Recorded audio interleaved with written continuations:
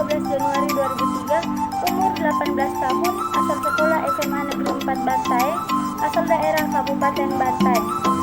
Alasan saya masuk di Prodi Pendidikan Teknologi Pertanian yaitu yang pertama, saya masuk ke Prodi Pendidikan Teknologi Pertanian karena saya tertarik akan pelajaran dan wawasan mengenai teknik pertanian serta kelautan dan perikanan.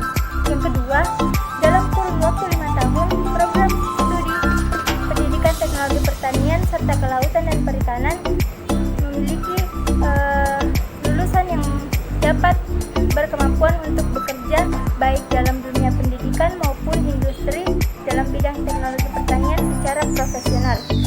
Saya akan membahas masalah perikanan dan kelautan di Indonesia. Indonesia yang merupakan negara maritim karena sebagian besar wilayah Indonesia merupakan perairan yang luas.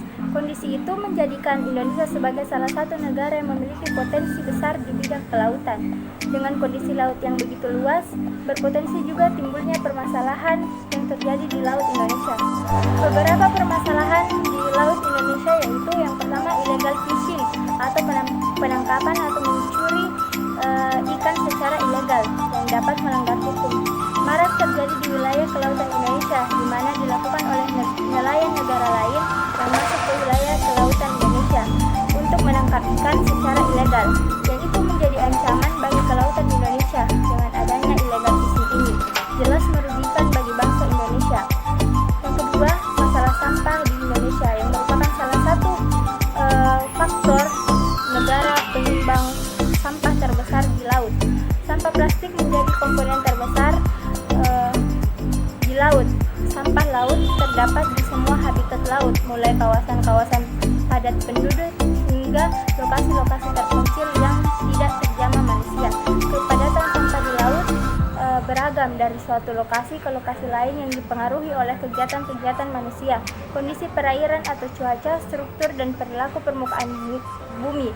Sampah yang masuk ke laut umumnya mengandung banyak plastik dan logam yang mengalami proses pelapukan dan penguraian yang cukup lama yaitu 50-400 tahun. Secara umum, sampah laut berdampak pada sektor ekonomi dan pariwisata yang dapat mengganggu kehidupan biota laut dan ekosistem pesisir dan kesehatan manusia. Yang ketiga yaitu perburuan ikan dengan cara merusak atau destruktif fishing. Marak terjadi di wilayah laut Indonesia. Cara yang sering ditemukan dengan menggunakan bahan yang berbahaya seperti kertas atau cyanida. Ada juga yang menggunakan bahan peledak. Itu semua jenis yang dapat merusak sumber daya ikan dalam lingkungan laut. Selain itu dilakukan penangkapan ikan yang berlebihan. Yang keempat, perburuan ikan hiu. Meski sudah ada larangan, namun perburuan atau penangkapan hiu di perairan Indonesia semakin marak. Mereka berburu hiu jenis apapun untuk diambil kulitnya dan kemudian dijual. Kondisi itu menjadikan Indonesia sebagai eksportir sirip hiu terbesar di dunia. Kampanye Stop Shark Finning gencar dilakukan oleh pemerintah dan berbagai pihak. Sekian video perkenalan saya. Mohon maaf apabila ada salah kata, karena kesempurnaan hanya milik Allah Subhanahu wa taala. Wabillahi taufiq wal hidayah. Wassalamualaikum warahmatullahi wabarakatuh.